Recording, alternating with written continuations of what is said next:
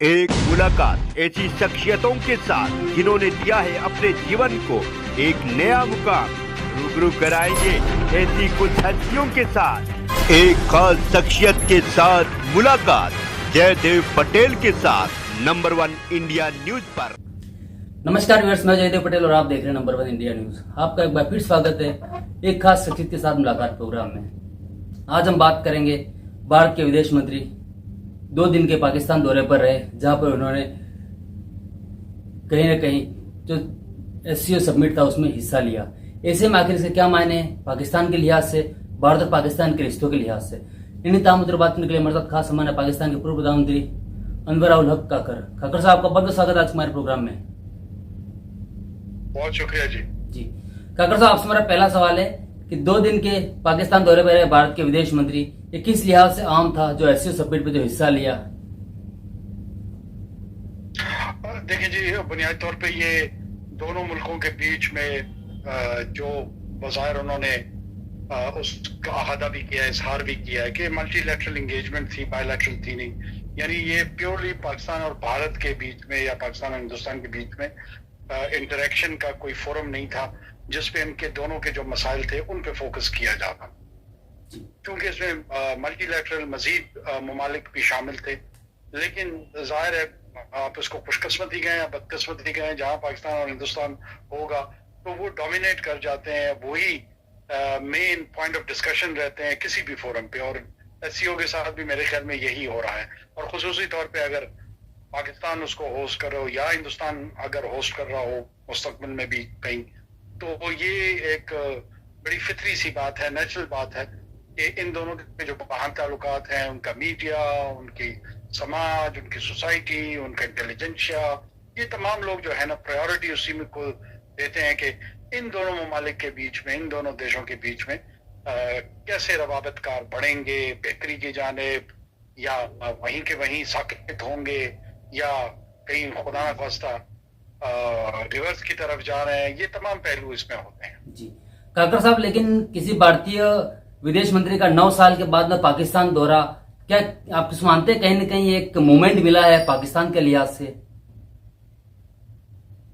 देखिए, मैं बार बार इस बात का अदा कर रहा हूँ दोस्तों के साथ कि हमारे यहाँ पाकिस्तान में एक मोर और लेस कंसेंसस मौजूद है।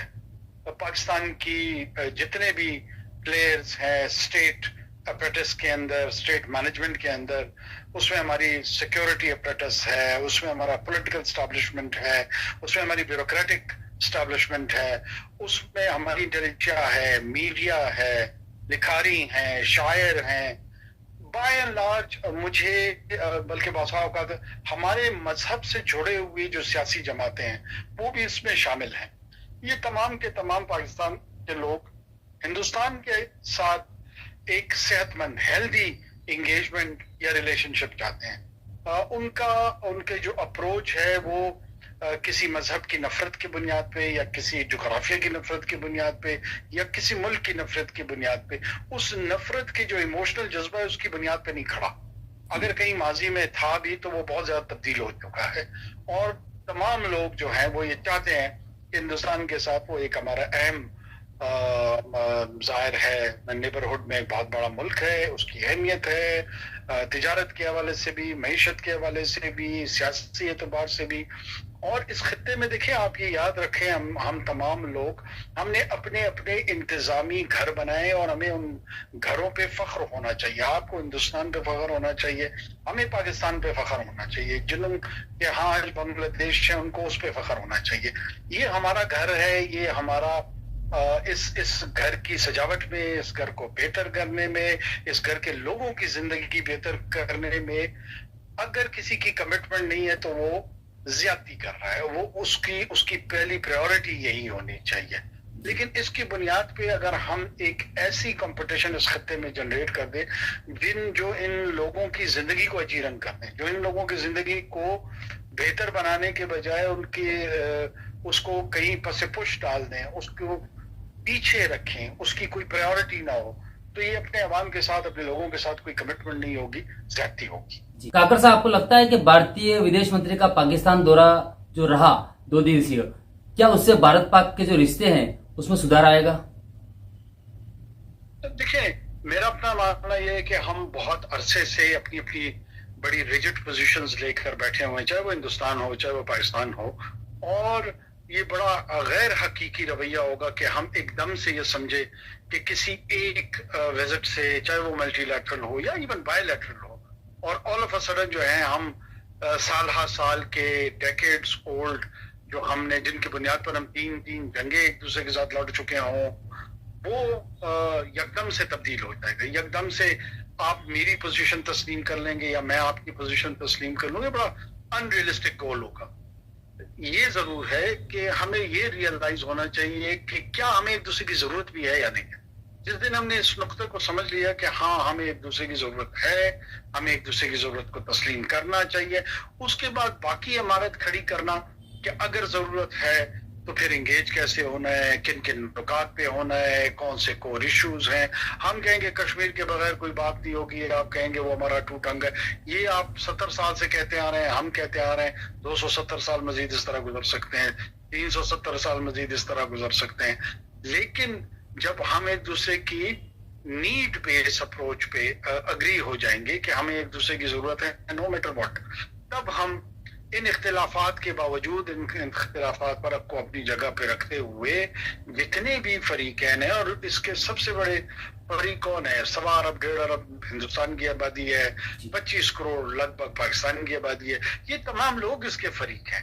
ہر شخص کی زندگی، ہر فرد کی زندگی اس سے متاثر ہوتی ہے، ہر انڈیویجول کی زندگی اس سے متاثر ہوتی ہے۔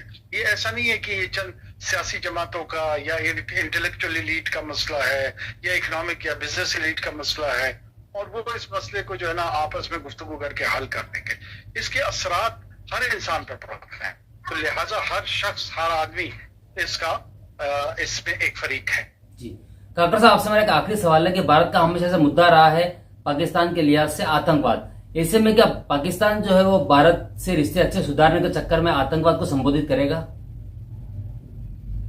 دیکھیں میں نے پھر آپ کو کہا کہ اب الزام در الزام کی گفتگو اگر ہم کریں گے تو یہ ہم کر سکتے ہیں، اور اس میں مزید وقت کا ضیاع بھی ہو سکتا ہے۔ اب میں جس صوبے سے ہوں، بلوچستان سے، وہاں پر ہمارے ہاں جو آتنکواد جس کو آپ ٹیررزم کہہ رہے ہیں، اس کا ہم ڈائریکٹ الزام ہندوستان پہ لگاتے ہیں۔ ہم کہتے ہیں کہ جی ہندوستان اس میں شامل ہے، ہندوستان کے ہم نے جو ہے نا سرونگ آفیسر کو بھی اپریہینڈ کیا ہوا ہے۔ اب اس بنیاد پہ میرا رویہ یہ ہو کہ پاکستان جب تک ہندوستان اس کو تسلیم نہیں کرتا، جب تک اس کو ایکنالج نہیں کرتا، جب تک اس کے معافی نہیں مانگتا، ہم ہندوستان سے بات نہیں کرنی چاہیے۔ یہ رویہ رکھا جا سکتا ہے، آپ 50 سال رکھیں، آپ 100 سال رکھیں، لیکن کہیں نہ کہیں تو اس میں آپ کو لچک دکھانی ہوگی۔